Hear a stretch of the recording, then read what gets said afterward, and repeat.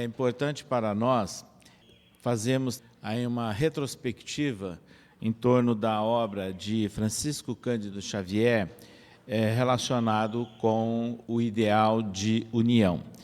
Esse assunto ele não é normalmente tratado no movimento espírita brasileiro. E nós tivemos uma preocupação já mais antiga de começar a procurar essas informações na obra de Chico, desde o livro que nós editamos há uns anos atrás pela USE, onde nós introduzimos esse capítulo, como também aparece em Reformador na edição de fevereiro desse ano.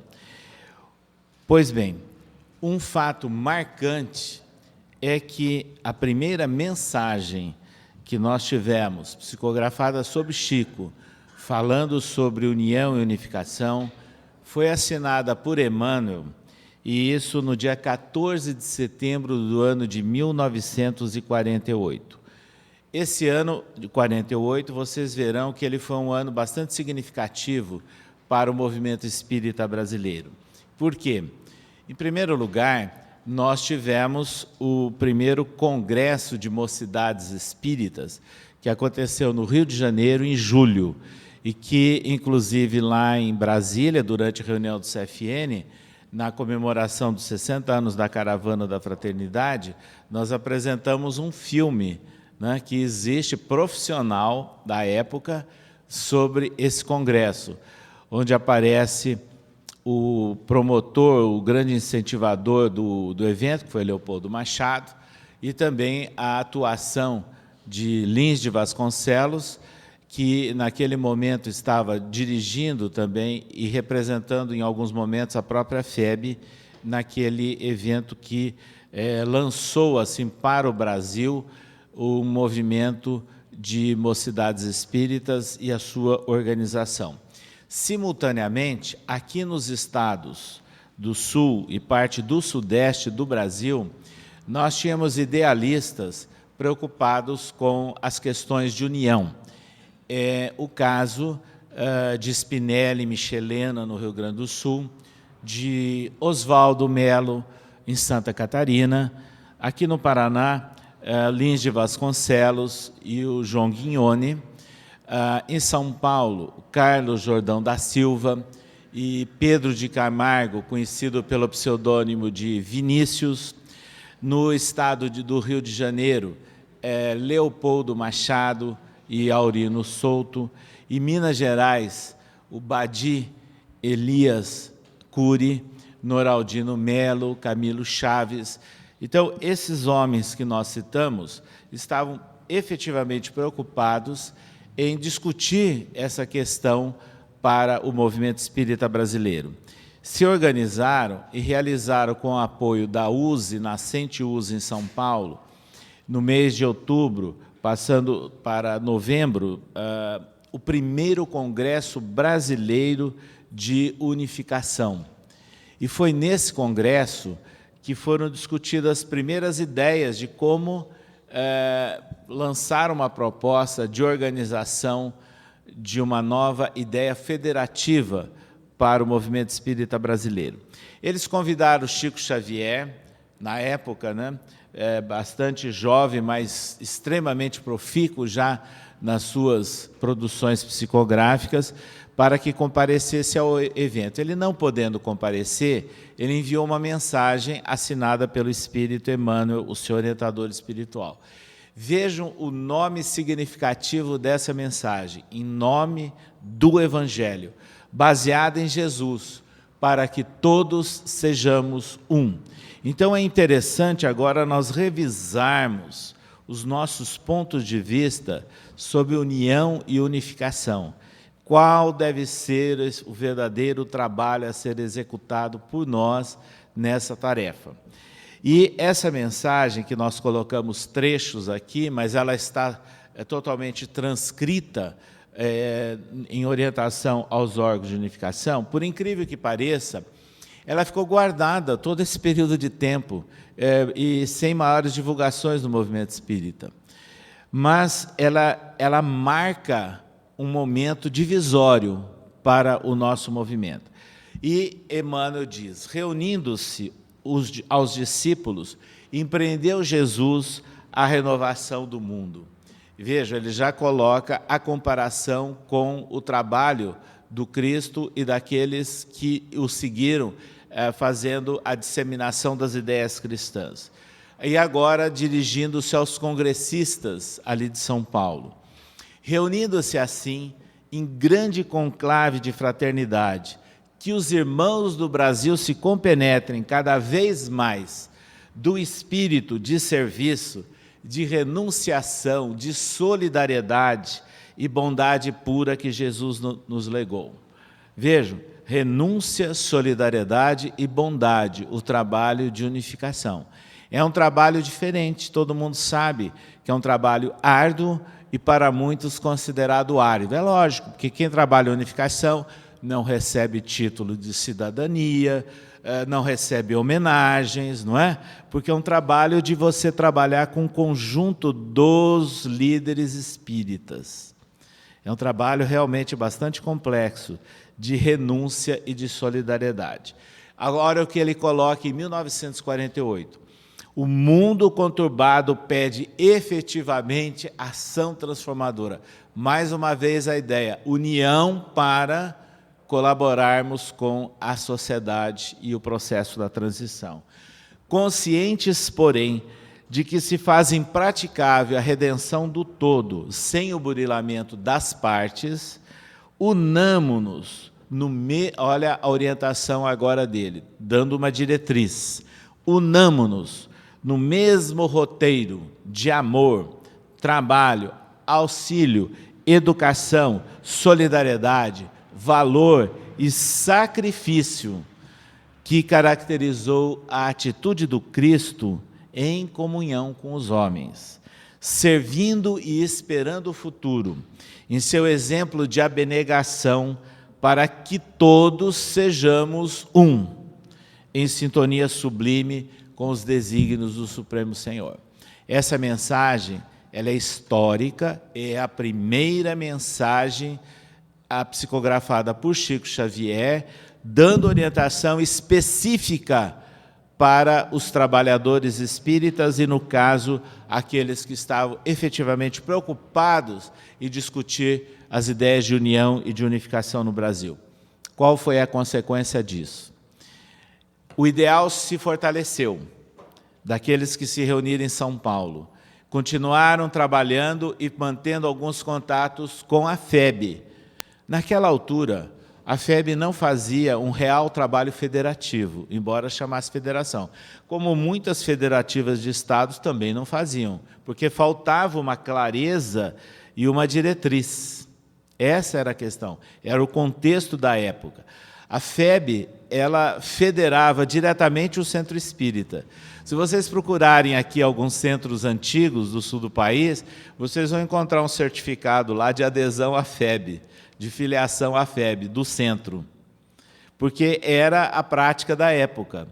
Mas, no ano de 49, em decorrência disso, esses mesmos lidadores que se reuniram em São Paulo, eles levaram a proposta ao presidente da federação, Vantuil de Freitas, num momento que nós vamos comentar depois à tarde, mas de uma forma mais específica, e ali foi assinado o Pacto Áureo. Pacto Áureo, o que significa isso? É um acordo. Acordo de ouro, um acordo de união. É isso que se estabeleceu entre o presidente da Federação Espírita Brasileira e os representantes desses 6 estados que nós citamos. E criaram o Conselho Federativo Nacional da FEB, que foi instalado 3 meses depois, em janeiro de 1950.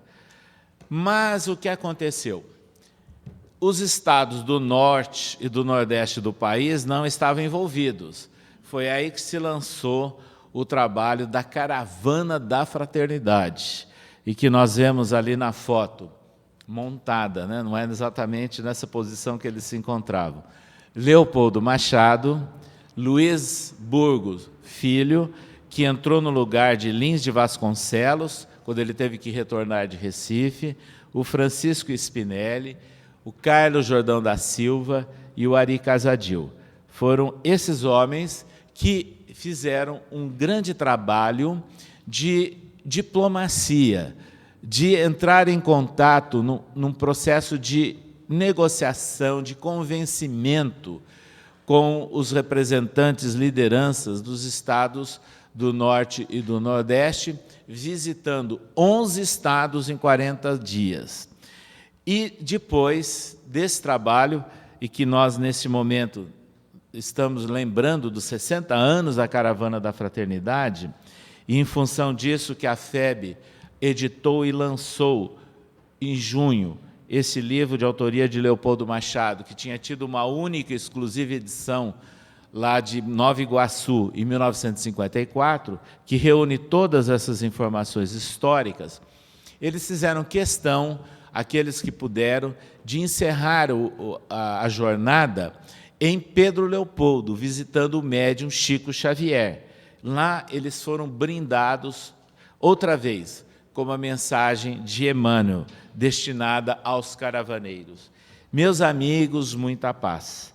Jesus é o centro divino da verdade e do amor, em torno do qual gravitamos e progredimos. Daí, o imperativo de nossa unificação nos alicerces do serviço, ou seja, união pelo trabalho. Não é união pela discussão, não é união pelo fogo amigo, não é união pela crítica, não é união pela disputa, é união pelo trabalho, pela conjunção de esforços, a somatória de ideias, o respeito até à diversidade de situações. Claro que a sintonia absoluta de todas as interpretações doutrinárias num foco único de visão e realização é difícil, ele passa a dissertar sobre isso. Mas que os trabalhadores do bem sejam honrados na posição digna em que se colocam. Cultuemos, acima de tudo, a solidariedade legítima. Nossa união, portanto, há de começar na luz da boa vontade.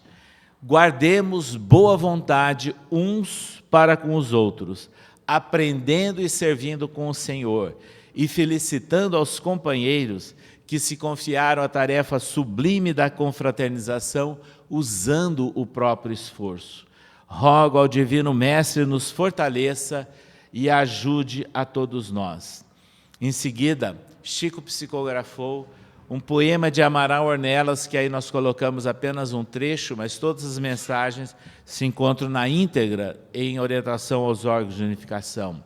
Unamo-nos, irmãos, enquanto fulge o dia, guiando o arado à frente em plena primavera, pela fraternidade, a fé nobre e sincera edifica entre nós o reino da harmonia.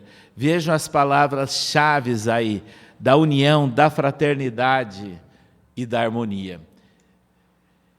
Essas ideias de união e de unificação que brotaram pela psicografia de Chico, elas causaram um impacto positivo no movimento espírita brasileiro e uma grande alteração, que depois nós vamos entender isso quando nós fazemos uma retrospectiva histórica de todo esse processo.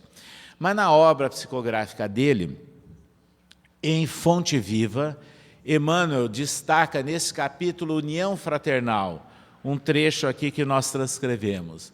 A união fraternal é o sonho sublime da alma humana.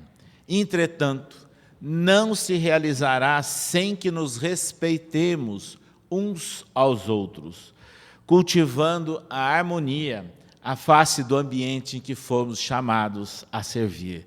Somente alcançaremos semelhante realização, procurando guardar a unidade do espírito pelo vínculo da paz. Este livro simples, psicografado por Chico, Jesus no Lar, do espírito Neio Lúcio, é extremamente significativo para a história do espiritismo em nosso país. Em primeiro lugar, em Jesus no Lar, Jesus é mostrado no diálogo com seus companheiros, seus discípulos. E começa para falar da primeira reunião na casa de Pedro, onde se estabelece as bases para o Evangelho no Lar. Ou seja, este livro foi o primeiro livro do movimento espírita brasileiro a falar sobre a necessidade e a importância do Evangelho no lar. Ele é histórico, portanto, mas não apenas isso. Em função do Evangelho no lar, é que surgiram uma quantidade incrível de centros espíritas, no Brasil e no exterior. É dessa orientação é que brotaram muitos centros espíritas.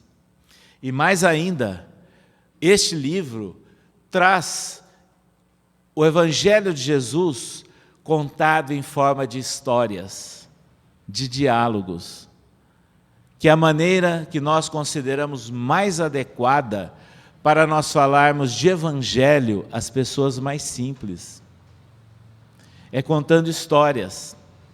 Então ele é atual para nós, não apenas na orientação continuada da constituição, do trabalho, do estímulo do Evangelho no lar, como também nas formas de nós divulgarmos o Evangelho para uma faixa bem ampla da população brasileira. E seu orientador espiritual, Emmanuel, escreveu 5 romances históricos. Quando se fala em romance, pensa-se logo em romance, novela, lazer, ociosidade, nada disso. Emmanuel é muito claro a razão pela qual ele escreveu esses 5 romances. E ele analisa não só nesses livros propriamente dito, como também em A Caminho da Luz, em Emmanuel, ele diz por quê? Ele quer chamar a atenção, principalmente, para os 3 séculos pioneiros da divulgação da mensagem cristã. E dizer que aquilo que não foi conseguido dentro de um planejamento espiritual, não foi atendido por nós, naquela época, nós estamos tendo agora uma nova oportunidade. Depois de passarmos aí por muitas reciclagens de várias formas, é a outra oportunidade que surge, através do Espiritismo, de divulgarmos a mensagem simples e pura do cristianismo. Mas ele chama a atenção a essa mensagem básica, evidentemente que mostrando a trajetória de um grupo de espíritos que vivenciaram aquele contexto todo. E isso aparece de uma forma marcante na obra-prima de Chico Xavier, que é Paulo Estevão, onde a história do maior apóstolo do cristianismo, Paulo, é relatada dentro do relacionamento e do intercâmbio que havia com Estevão em espírito, que foi, na verdade, o primeiro mártir do cristianismo e ligado ao próprio algoz que se transformou num benfeitor das ideias cristãs. Nós sugerimos a leitura e o estudo desse livro para o momento que nós estamos vivendo, porque ali Emmanuel relata as dificuldades, as humilhações, incompreensões que Paulo foi submetido quando ele buscou o contato com os próprios cristãos, na chamada Igreja do Caminho. Ele relata, o autor espiritual, as discussões e as polêmicas que surgiam entre os discípulos do Cristo, alguns até com ideias judaizantes, de primazia, outros querendo estabelecer uma abertura de fronteiras, e foi aí que se destaca o trabalho de Paulo de Tarso, quando ele não se submeteu àquelas ideias de primazia, daqueles que viveram muito perto do Cristo, porque ele não trabalhou com o Cristo. Isso é bom nós meditarmos no movimento espírita de hoje, para que a gente não retorne aos enganos do passado, não privilegiando dirigentes, médiuns ou espíritos, como se fossem portadores exclusivos de uma mensagem que é do alto e não é nossa. Nós temos então que aprender em Paulo e Estevão todas as dificuldades que vivenciaram os primeiros cristãos. E aí se estabelece o trabalho histórico de Paulo, quando ele rompeu as barreiras e disseminou para o Império Romano a mensagem de Jesus, indo ao encontro, sim, dos gentios, dos errados, daqueles que estavam todos eles distanciados. Mas ele soube levar através da sua autoridade moral. E quando nós estamos no exterior, e nós recomendamos a leitura desses romances, porque nós fazemos o seguinte paralelo. Naquela época, aqueles homens estranhos, exóticos, bárbaros, dentro do conceito romano, começaram a chegar e sair da periferia e chegar no Império Romano, eles não eram aceitos. Não era pelo fato de serem cristãos. Isso é coisa que a história oficial da igreja é que miscuiu na gente. Nada disso. Mesmo porque as perseguições não eram contra os cristãos. Nada disso. As perseguições e a não aceitação eram com todas as ideias que fossem estranhas à cultura e à tradição do patriciado romano. Essa é a realidade. Nem se distinguia se era cristão ou não. Eram coisas estranhas, que não pertenciam ao mundo romano. E foi aí, dentro desse contexto, que Paulo usou da custódia líbera, ou seja, ele mostrou que ele tinha livre acesso e direito à circulação, porque ele era cidadão romano. E com isso é que ele evitou prisões e perseguições em muitos momentos. Isso nós lembramos quando nós visitamos os outros países, para dizer que o brasileiro, quando opta por viver numa outra cultura, num outro país, ele tem que conhecer e conviver com a nova realidade, com aquela cultura e adquirir aquela cidadania. Porque ninguém na posição de estrangeiro, e muito menos de ilegal, tem direito de falar em público, ou de assinar documentos, ou de assinar compromissos. Então é extremamente oportuno, e a história mais uma vez se repete. Queiramos ou não, a linha do Equador divide ainda o mundo. Entre aqueles países considerados efetivamente de primeiro mundo, sem nenhum matiz político, mas que tem realmente toda uma história, uma cultura e uma tradição, e aqueles que estão lá abaixo do Equador. E até hoje, embora haja aqueles roupantes que a gente vê por aí afora, todo aquele que vem abaixo do Equador não é bem escutado, não. Não é bem aceito como se imagina. Só entre brasileiros. Isso sim, entre os brasileiros que estão lá. Agora, para você falar para o nativo propriamente dito, você tem que absorver o idioma, você tem que absorver a cultura, a tradição e saber como se dirigir a cada um deles nas regiões em que eles se encontram. E aí, mais uma vez, a história se repete. Porque, de repente, queiramos ou não, dos países exóticos abaixo do Equador, começa a chegar as ideias novas. Outra vez, há um império que tem a tradição, que tem a base, que tem a segurança.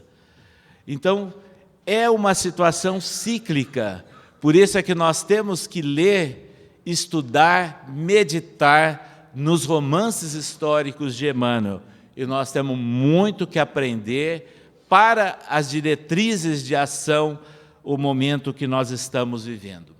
Entre muitos ensinamentos que nós encontramos em Paulo e Estevão, de repente, nós gostaríamos de destacar uma frase.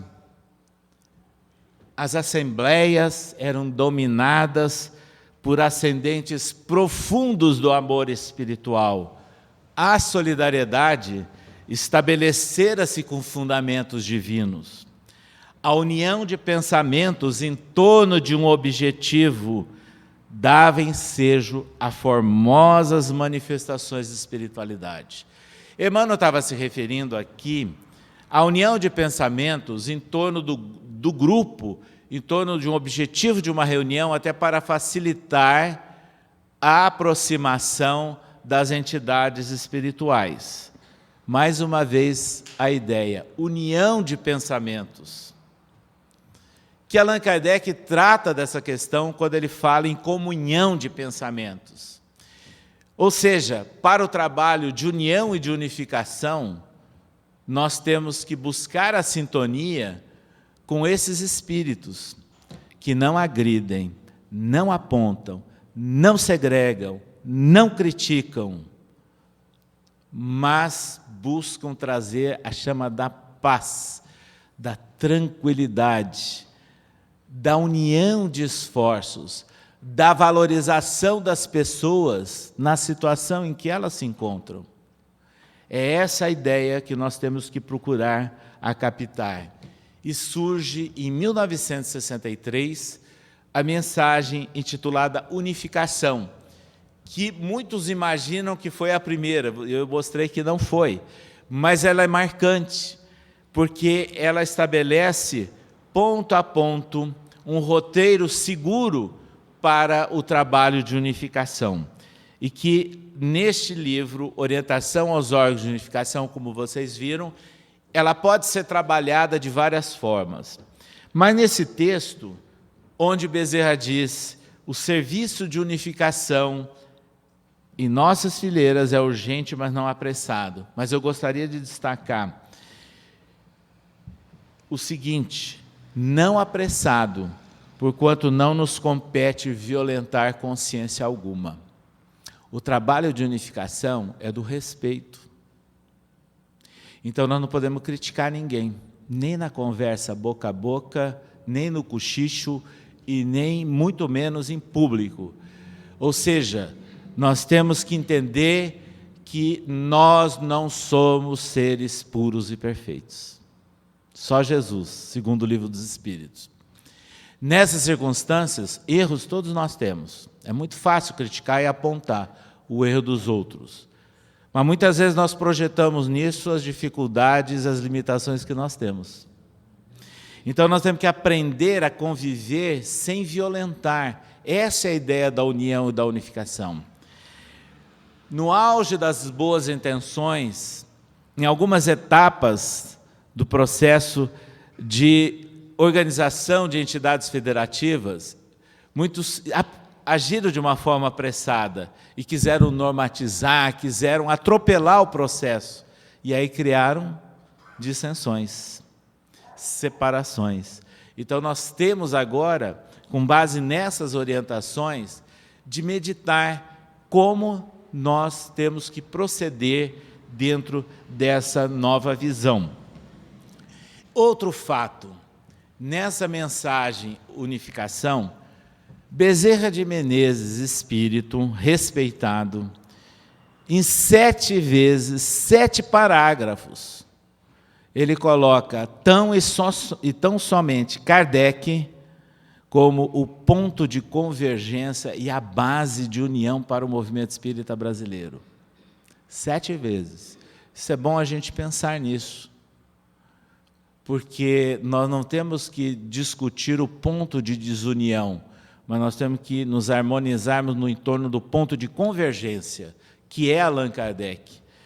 E ele é muito claro quando ele encerra a mensagem dizendo: sem essa base é difícil forjar, vejam, o caráter espírita cristão que, outra vez, o mundo conturbado espera de nós pela unificação.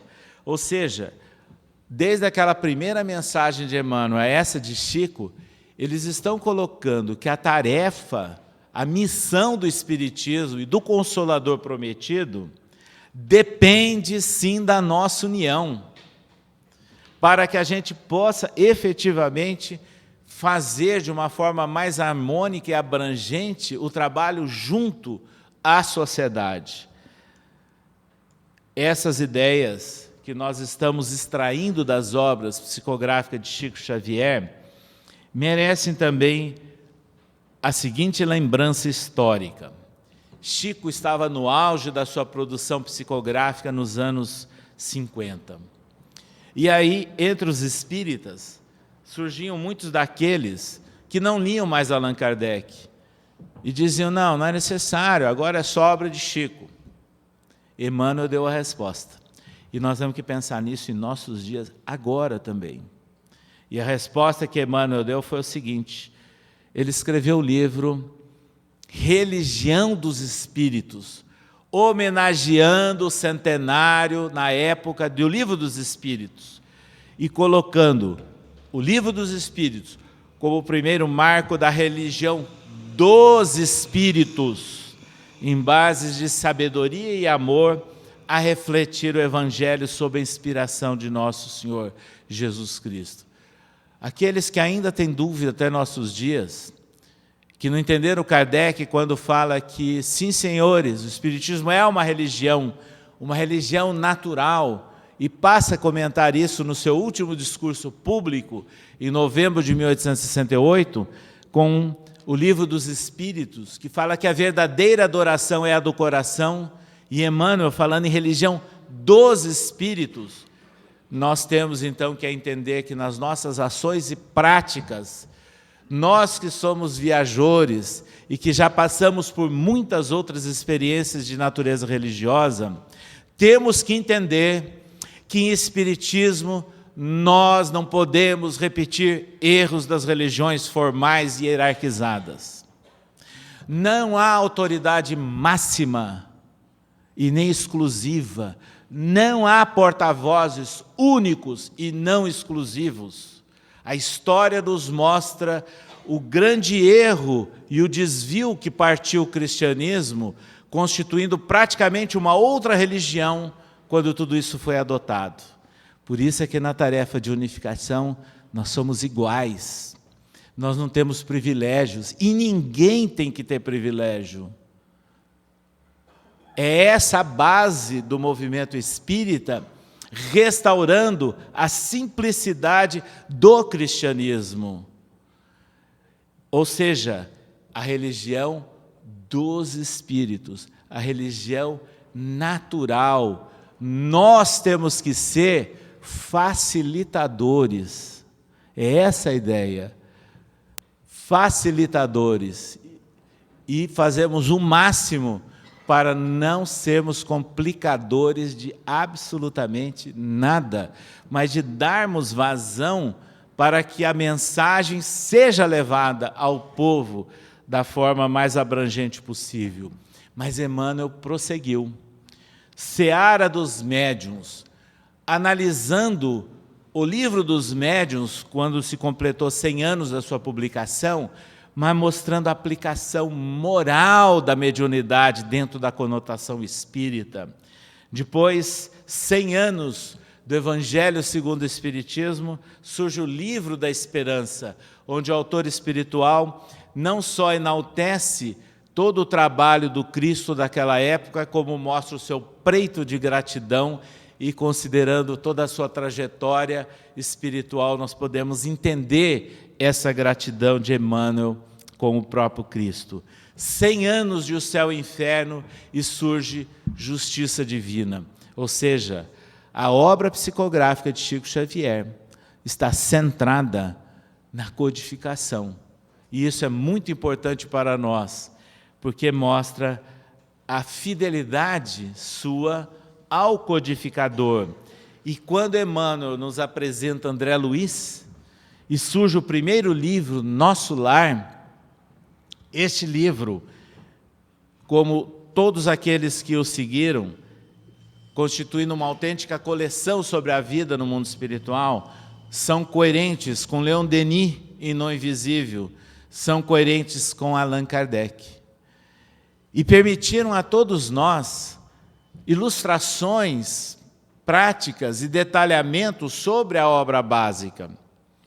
Nós que temos visitado países do exterior, ficamos extremamente preocupados nas primeiras visitas que nós fizemos quando nós vimos que não existia a obra de Chico Xavier vertida para os outros países, e nem ele era conhecido. As limitações daqueles grupos nativos, quando não dispunham dos detalhamentos práticos oferecidos pela obra de André Luiz. E hoje, nós, no Conselho Espírita Internacional, estamos exatamente trabalhando dessa linha. Mas Chico Xavier, além da sua ação como psicógrafo, teve também algumas ações específicas junto ao movimento e também aos intercâmbios. A primeira visita internacional foi marcada pela ação de Chico Xavier e Valdo Vieira, em 1965, quando eles ficaram 2 meses visitando 9 estados americanos. E lá eles fundaram o primeiro centro espírita propriamente dito dos Estados Unidos, porque o que existia lá eram templos espiritualistas, como é da cultura do mundo anglófono, que nós temos a participação de médiuns, de passes, seguindo toda aquela tradição desde o fenômeno de Hydesville, mas não doutrina espírita. Mas eles fundaram ali o primeiro centro espírita propriamente dito, e que durante muitos anos foi o responsável pela divulgação pioneira de textos psicográficos de Chico Xavier em inglês e, para honrar o sobrenome Haddad, em árabe também. Chico e Valdo prosseguiram a viagem e permaneceram mais 2 meses visitando 6 países europeus, estabelecendo contatos. E tudo isso está registrado no livro Entre Irmãos de Outras Terras da FEB, onde tem várias mensagens que os 2 médiuns psicografaram diretamente em inglês. E esse livro é muito pouco trabalhado, muito pouco lembrado no movimento espírita brasileiro. E André Luiz, se comportando como um repórter do além, entrevistou algumas entidades espirituais ao longo da viagem, como, por exemplo, o espírito William James, que é um conhecido acadêmico dos Estados Unidos, que trabalhou nas bases da psicologia experimental e também do pragmatismo na área da filosofia. Esse espírito, ele nos dá uma orientação em resposta a André Luiz, e que está registrado no livro. Cada companheiro, cada agrupamento e cada país terão do Espiritismo o que dele fizerem. Aqui, William James repete Emmanuel com outras palavras, e Allan Kardec e Leon Denis. Nós, encarnados, somos os responsáveis pelo movimento espírita. Aquela ideia de falsa modéstia ou de fuga à responsabilidade, dizendo que os espíritos é que são os responsáveis, não é realidade. Os espíritos estão aqui, planejam, como já foi mostrado na primeira apresentação, nos estimulam, nos orientam, ficam alegres ou tristes conosco, mas a ação depende das nossas mãos. E para as nossas mãos agirem, depende da nossa opção no dia a dia. Isso é importante nós lembrarmos. O movimento espírita, ele é de responsabilidade da ação dos encarnados. Nós somos os braços operacionais e indispensáveis, condição sine qua non para que os espíritos possam agir ou interferir junto à humanidade. E continua William James, cremos seja possível sintetizar diretrizes para nós todos no seguinte programa: sentir em bases de equilíbrio, pensar com elevação, falar construtivamente, estudar sempre e servir mais. Veja que belo roteiro que ele nos oferece para as nossas ações no movimento espírita.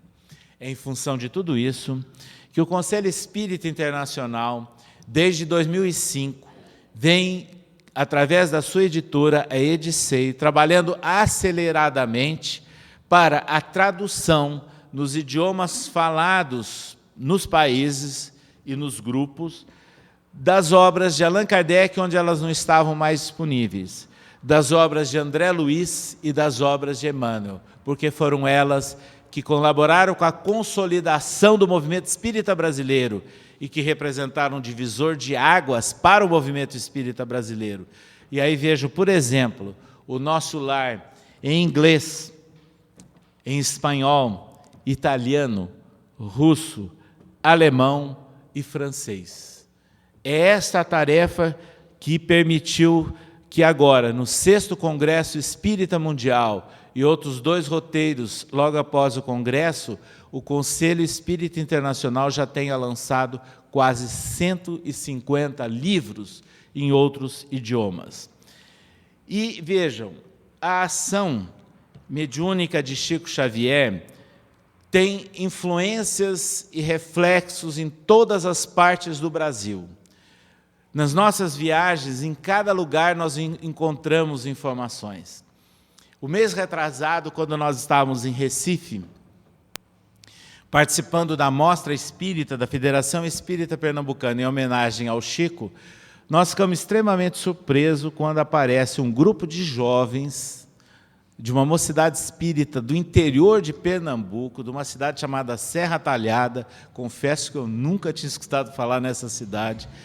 E aqueles jovens deram um show positivo, porque eles encenaram a vida de Chico Xavier no evento e foram responsáveis por todas as apresentações artísticas durante o evento. E aí nós ficamos sabendo. Aquele grupo lá do interior de Serra Talhada foi criado sob o apoio, a inspiração e o acompanhamento de Chico Xavier, através das lideranças que iam naquela época a Uberaba.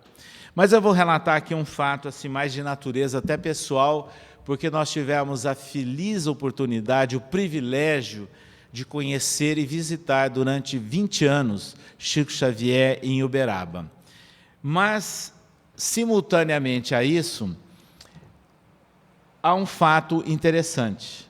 Hilário Silva escreveu pela psicografia de Chico, em 1963, uma mensagem intitulada Num Domingo de Calor, que foi publicada originariamente no Anuário Espírita de 1964, que foi criado e estimulado por Chico Xavier, tanto que o lançamento dos anuários eram feitos sempre lá em Uberaba. Nessa mensagem, Hilário Silva conta a história de uma pioneira da assistência social espírita na nossa cidade natal, Araçatuba, dizendo, a mensagem começa assim: Benedita Fernandes, a abnegada fundadora da Associação das Senhoras Cristãs de Araçatuba, no estado de São Paulo, foi convidada para uma reunião de damas consagradas à caridade. E aí ele passa a falar uma série de coisas e encerra dizendo o seguinte: puderam ver que a mulher admirável, que sustentava em Araçatuba dezenas de enfermos, com o suor do próprio rosto, envergava singelo vestido de chitão com remendos enormes. E ali, na foto, inclusive, nós estamos colocando a última foto de Benedita Fernandes, em 47, não é? Utilizando um tecido daquele tipo. Pois bem, na nossa juventude, no século passado, né, nós, em Araçatuba, tínhamos, assim, uma certa veneração pelo espírito Benedita Fernandes. Ela já havia desencarnado, mas a minha família teve algum contato com ela. Eu tive uma bisavó que foi atendida e levantada praticamente em função do passe e da prece que ela foi fazer na casa de meus avós. E assim muitos outros fatos que relacionaram a minha família, que não era espírita, mas que respeitava o trabalho dela pelo bem que ela fazia. E, nos anos 60, nós tínhamos uma preocupação de imprimir essa mensagem, de distribuir em Araçatuba em vários eventos. Mas, em 1971, nós assumimos a presidência da União Municipal Espírita de Araçatuba, que era o órgão da USE, né, de unificação na cidade. E fizemos contato com a imprensa local e conseguimos um espaço para publicarmos semanalmente uma coluna espírita no Jornal da Cidade. E iniciamos a coluna espírita com essa mensagem, mas fazendo alguns comentários, né, e introduzindo essa mensagem. Qual não foi a nossa surpresa? Que na semana seguinte, a direção do hospital, que leva o nome de Benedita Fernandes, publicou uma réplica contra a nossa colocação. Agora, isso é um fato importante, e que é um chamamento para todos nós. Benedita Fernandes, com todo o pioneirismo e a dedicação dela, ela não teve um cuidado. Não constituiu uma equipe de trabalho eminentemente espírita. Então, após a desencarnação dela, a diretoria do hospital que ela fundou se afastou do movimento espírita, atendeu a outros objetivos que não nos compete enumerar e fechou a porta ao movimento espírita. Não aceitava nem a visita de espíritas, e isso eu vi, ainda criança, junto com meus familiares. Pois bem, eles então publicaram uma réplica dizendo que era um absurdo nós termos colocado no jornal que Benedita Fernandes usava roupa de chitão com remendos enormes porque ela não precisava disso. Aí nós não tivemos dúvida. Na semana seguinte, nós publicamos a tréplica. E na tréplica nós defendemos a mediunidade de Chico, mostrando quem era Chico Xavier. E falamos e comprovamos que ela usava, sim, esse tipo de roupa. Aí o assunto parou, se calaram. Meses depois, aquela dirigente do hospital começou a procurar minha família. Ela não me conhecia. Procurou a minha família até que ela teve a oportunidade de me conhecer. E aí ela pediu desculpas. E a partir desse fato, da mensagem, num domingo de calor psicografada por Chico, ela começou a abrir as portas do movimento espírita, inclusive para nós, como presidente da União Municipal Espírita da cidade. E o sanatório voltou a participar do movimento espírita e, com o tempo, óbvio, né, toda a diretoria foi alterada e hoje ela é eminentemente espírita. Mas vejam, o ponto de partida foi uma mensagem só, para que tudo isso viesse a acontecer. E, por todas essas razões, é que em 82 nós fizemos esse livrinho, A Dama da Caridade. Mas Chico Xavier, ele, sem dúvida nenhuma, tinha uma vivência incrível. Embora ele estivesse circunscrito às suas ações ali em Uberaba, e antes em Pedro Leopoldo, ele recebia pessoas de todo o Brasil. Em 1971, ele foi procurado por jovens espíritas que promoviam confraternizações de mocidades espíritas. E naquela época, tinha muita federativa que combatia os jovens, que não queriam que eles fizessem confraternizações, não, que queriam manter os jovens assim sob controle total. O que o Chico respondeu? Acreditamos que as reuniões de confraternizações espíritas, que a nosso ver deveriam ser também acompanhadas de reuniões e confraternizações de adultos espíritas, é trabalho de muito valor. Veja, 1971. São um movimento sério que nós devemos acatar e estimular com todas as energias ao nosso alcance. E aí, numa outra entrevista, no mesmo ano, ele entra na questão sobre unificação. Os nossos amigos espirituais dão extraordinário relevo a esses movimentos e esperam que todos nós, os companheiros do Espiritismo, venhamos a encorajá-los de todos os modos que surjam dentro das nossas possibilidades.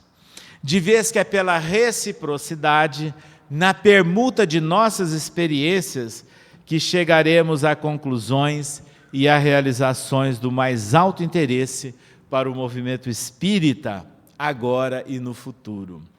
Chico Xavier, ele sempre foi apoiado, sim, pela FEB. Os seus primeiros livros foram trazidos, inclusive o Parnaso de Além Túmulo, por Manuel Quintão, na época um ex-presidente da FEB. E durante a gestão de Vantuil de Freitas, como de Guilhom Ribeiro, ele muitas vezes foi levado pela FEB ao Rio de Janeiro. E aí ele aparece de braço dado com Vantuil de Freitas, que foi o signatário, né, do Pacto Áureo, na sede antiga da Federação Espírita Brasileira, no Rio de Janeiro. Na última vez que ele visitou a sede da FEB no Rio, em 1973, ao lado de Ivone Pereira, outra médium psicográfica, cujos livros são publicados principalmente pela FEB. Mas ele teve um continuado contato com a União Espírita Mineira em Belo Horizonte. Quando ele residia em Pedro Leopoldo, rotineiramente ele visitava a União Espírita Mineira e era amigo de todos aqueles pioneiros que nós citamos. Mas, mesmo estando em Uberaba, sempre que possível, ele estava lá, como aconteceu ainda nos anos 70, e ele ao lado ali de Dona Nenia Luoto Beruto, então presidente da União Espírita Mineira e sua grande amiga. Mas também ele esteve em visita ao Conselho Federativo Nacional da FEB, em Brasília, em janeiro de 1973. Após a reunião do CFN, ele psicografou Emmanuel, Americano do Brasil, Pedro da Alcântara, e ficou até de madrugada à disposição, recebendo cumprimentos, cumprimentando, dialogando com os dirigentes de todas as federações estaduais que ali estavam presentes. E outro fato interessante que nós reunimos. Nestor João Mazotti, o atual presidente da FEB, era presidente da USA em 77, quando se comemorava os 50 anos da mediunidade de Chico. E foi a Uberaba, juntamente com outros diretores da FEB, incluindo o Mericeba, né? E entrevistaram Chico. E o Chico deu uma resposta sobre unificação muito interessante, que aqui nós transcrevemos. Deveríamos refletir em unificação, veja a comparação, em termos de família humana, evitando excessos da consagração das elites culturais na doutrina espírita, embora necessitemos sustentá-las e cultivá-las com respeitosa atenção, mas nunca em detrimento dos nossos irmãos de humanidade que reclamam amparo, socorro, esclarecimento e rumo. Não consigo entender o Espiritismo sem Jesus e sem Allan Kardec para todos, a fim de que os nossos princípios alcancem os fins a que se propõem. Essas palavras do Chico, de 77, se nós relacionarmos com aquela mensagem de Emmanuel, em nome do Evangelho, nós vamos ver como elas estão muito ligadas. Nós tivemos a felicidade, eu disse, de visitá-lo muitas vezes.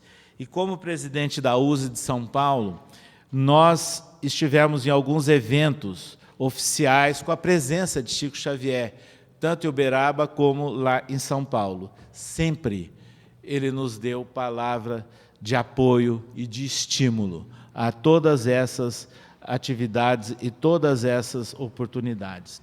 E aqui, partindo para o encerramento, nós gostaríamos de assinalar alguma das frases de Emmanuel, para que todos sejamos um, em sintonia sublime com os desígnios do Supremo Senhor. Nossa união, portanto, há de começar na luz da boa vontade. A união fraternal é o sonho sublime da alma humana. E do próprio Chico, é pela reciprocidade, na permuta de nossas experiências, que chegaremos a conclusões e a realizações do mais alto interesse para o movimento espírita. E aquela resposta dada a USE, quando ele compara a família humana. Ou seja, Chico Xavier foi extremamente atencioso e disciplinado, atendendo à orientação do seu orientador espiritual Emmanuel, desde o primeiro encontro onde Emmanuel se identificou a ele como seu orientador, em 1931, no açude, nos arredores de Pedro Leopoldo, quando Emmanuel quis saber se ele realmente estava disposto a praticar a mediunidade de acordo com o Evangelho de Jesus. Chico respondeu que sim, e perguntou, mas o que é necessário? E Emmanuel deu aquela resposta que vocês hoje já lembraram: disciplina, disciplina e disciplina. E mais ainda, que se ele, Emmanuel, um dia dissesse alguma coisa que contrariasse a Jesus e a Kardec, que Chico desprezasse, mas que fosse sempre fiel ao mestre e a Kardec. Exatamente isso que nós sentimos na vida e na obra de Francisco Cândido Xavier. E ele sempre atendendo as pessoas simples. Nas peregrinações de Pedro Leopoldo ou de Uberaba, mas levava sempre a passagem e o comentário do Evangelho segundo o Espiritismo, para que todos tivessem também aquele chamamento necessário para o entendimento das coisas espirituais.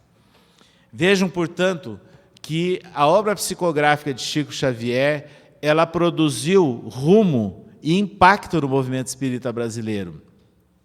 Eu era criança, confesso a vocês que não gostava das chamadas aulas de moral cristã para crianças da época, ou também chamado de catecismo espírita. Eram as duas. Eu não gostava, eu frequentava reunião de adulto, e adorava e acompanhava o estudo dos adultos. E nessa fase, eu me lembro muito bem que o pessoal recebia pelo setor de novidades da FEB, acho que os mais antigos aqui podem lembrar, e quando era lançado um livro pela FEB, ela mandava por aqueles que estavam inscritos nas novidades. Não era clube do livro, porque isso não existia. Vocês pensem que o espírita, em geral, aceitava as obras de André Luiz? Negativo. Produziram um impacto muito grande, muita polêmica no movimento espírita.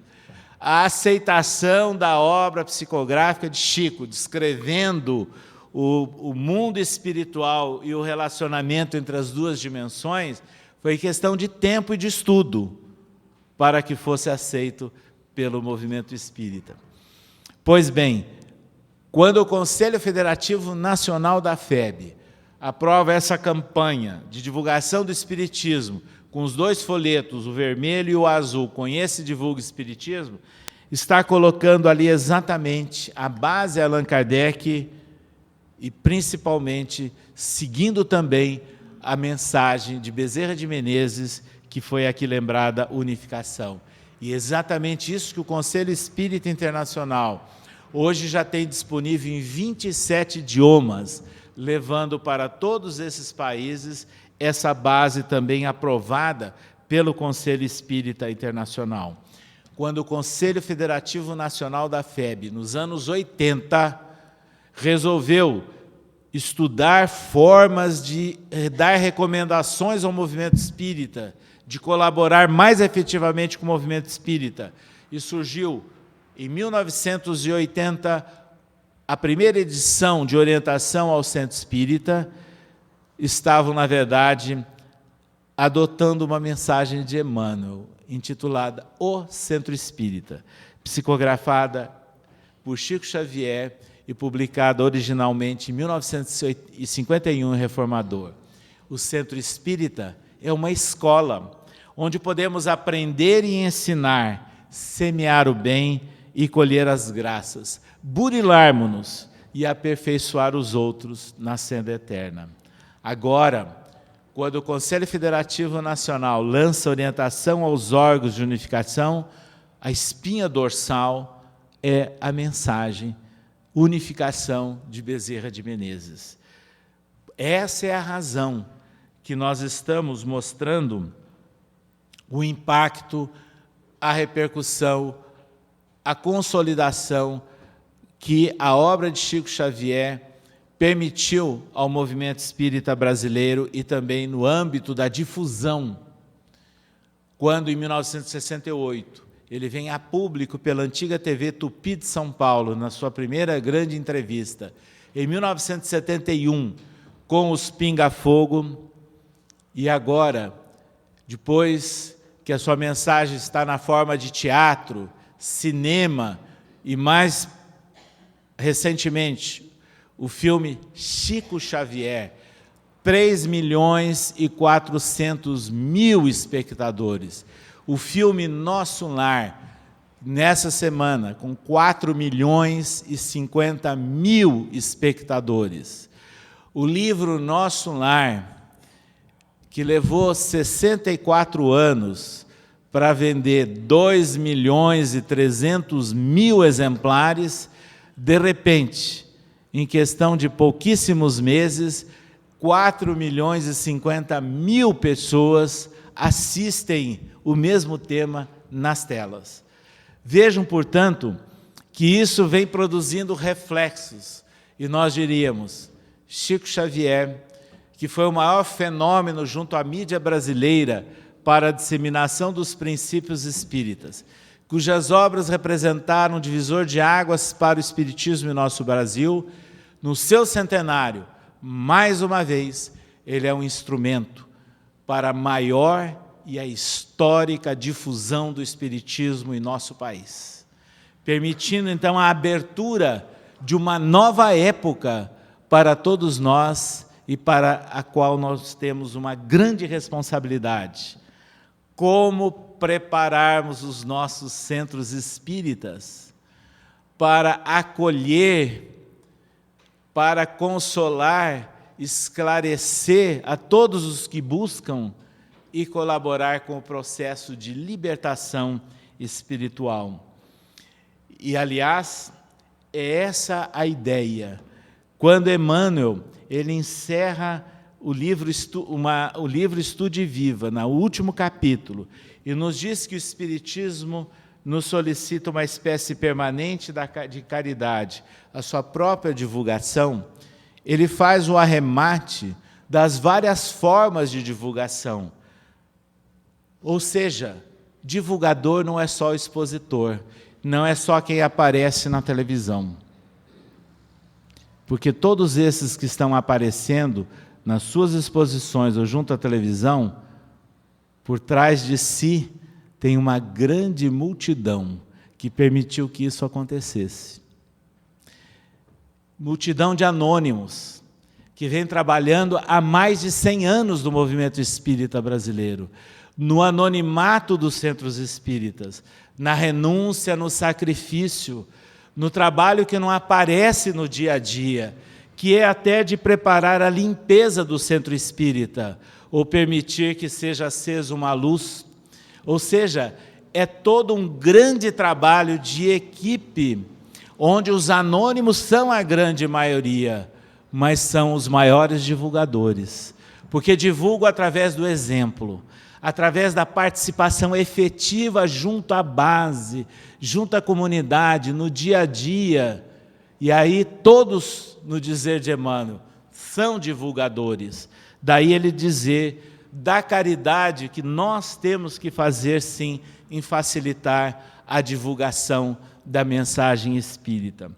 Para encerrar, e lembrando das palavras-chave que sintetizam a história de vida e a obra psicográfica de Chico Xavier, que é o saber espiritual, o espírito permitindo a certeza das manifestações, ou seja, que o espírito vive sempre, acalentando e reanimando a fé nos corações, o exemplo da prática da caridade nos vários sentidos da palavra, e coroando que tudo isso representa o amor que Jesus estimulou a todos nós. Mas, no dia 2 de abril deste ano, quando se comemorava o centenário de Chico Xavier no centro por ele fundado, em Pedro Leopoldo, o Centro Espírita Luiz Gonzaga, e lá era inaugurado um memorial para colaborar com a preservação da memória daquele centro e da atuação de Chico junto ao centro que ele fundou. Houve uma cerimônia tocante, porque foram trazidas centenas de pombas em gaiolas, ali na rua, de frente ao centro, onde se processava a inauguração, e elas foram libertas, produzindo uma belíssima revoada.